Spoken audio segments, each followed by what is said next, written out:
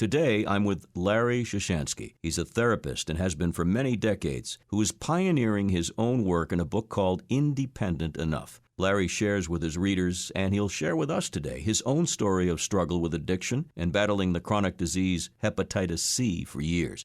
Through these experiences and his own work with so many people, he realized a lot about himself and the human condition.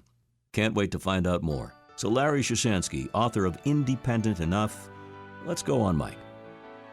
A real pleasure to welcome Larry to On Mic with Jordan Rich. The book is, again, called Independent Enough. We'll get into that. It's all about relationships, but we're forming a new relationship, you and me, right here. Absolutely. It's very nice to meet you, sir. Nice to meet you too, Jordan. Turns out that you've had quite an interesting life yourself, and before we get to your premise, a lot of it is based on becoming independent, in your case, of something called Hep C. Right, exactly right. Can we start there? Because you shared with me before we started, you had a battle over many, many decades that is now yours in the win column. Right. Tell us. In my early 20s and towards my late 20s, it was the late 60s and early 70s, I did a lot of alcohol and a lot of drugs, and I became addicted. So I carried around with me an illness, a chronic disease, hepatitis C, for 40 years. Mm-hmm.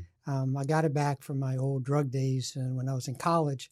And through the years, in 1990, when I applied for a life insurance policy, I found out I had hepatitis C. Mm. Now, I'd carried that around with me.